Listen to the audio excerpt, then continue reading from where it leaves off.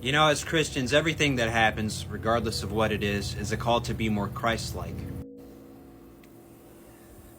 The assassination of Charlie Kirk marks a dark day in our nation. I can tell by the myriad of responses on the internet that most people have no idea what it actually means for us as a nation. And of course, there are several ways to respond to this tragedy, but only one that Jesus endorses. And indeed, if we are Christians, the response that Jesus commands is the one we are to try with all our might to attain unto. And sure, we fall short. We trust Him for the rest. This is turn your face towards Him, and He will turn His face towards you for help. With much effort, I bridle my tongue. There's all kind of things that my flesh wants to say right now.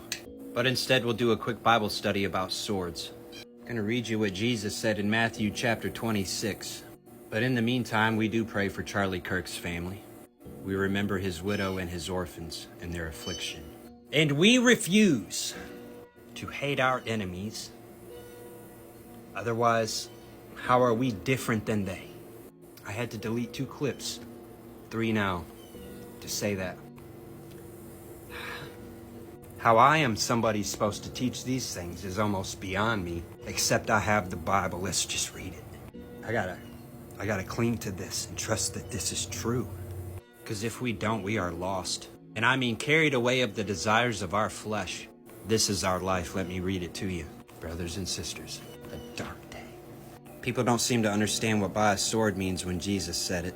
In Luke chapter 22, Jesus said to his disciples, "When I sent you without purse and scrip and shoes, did you lack anything?" And they said, "Nothing." Then he said to them, "But now he that hath a purse, let him take it, and likewise his scrip. And he that hath no sword, let him sell his garment and buy one. For I say unto you that this that is written must yet be accomplished in me. He was reckoned among the transgressors. For the things concerning me have an end." And they said, "Lord, behold, here are 2 swords. And he said unto them, "That's enough." And then he went to the Mount of Olives with his disciples to pray, where he commands them to watch, and they keep falling asleep.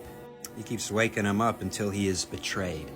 At which point Peter draws his sword and cuts the guard's ear off. That same scene can be seen in Matthew 26. You want to know what Jesus said about the sword? That he did tell them to bring.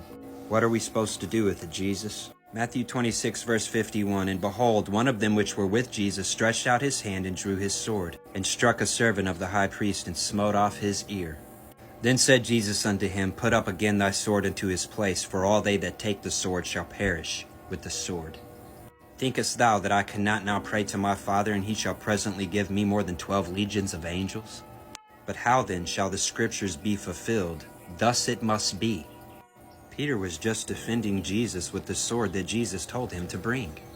Jesus told him to put his sword away and leave it in its place. And then he put Malchus's ear back on his head. And then they took Jesus and beat him to a pulp and hung him on a cross, and he died. Even though it was in his hand to call more than 12 legions of angels down to smite the whole earth, and I mean the elements would melt with a fervent heat. You know, at one point he had 2 disciples that said, "Why don't we just call down fire from heaven and consume them all?" And Jesus said, "Why don't y'all just calm down, thunder brothers? We've got to do it the way that it's written, of course." They're going to kill us all dead. You think God doesn't know that? They killed him, bruh, and his response was, "Father, forgive them. They don't know what they're doing." So when I see certain responses to events that have changed our country forever, and they're flippant or even celebratory, I have a natural response to that. And then I have a spiritual response that is commanded by my Lord and my God, which thing I must attain unto. Be ye perfect, for he is perfect. Is that not it?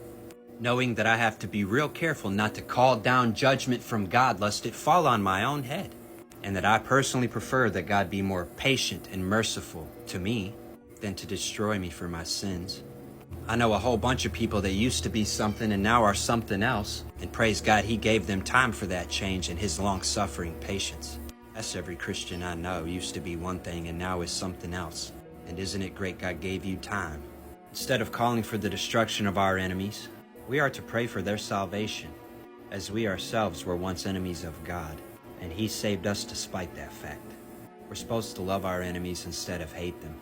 We're not supposed to repay evil with any kind of evil. Oh, they're killing us? All day long we are counted as sheep for the slaughter. I don't know what more to say today. And so I'll end this video by saying, God help us and have mercy on us and save us. Don't let your heart grow hard. Don't let your love grow cold. There are dark days ahead. He who endures to the end shall be saved. In faith, we have to cling to the gospel of Jesus Christ, and we had better be found doing that.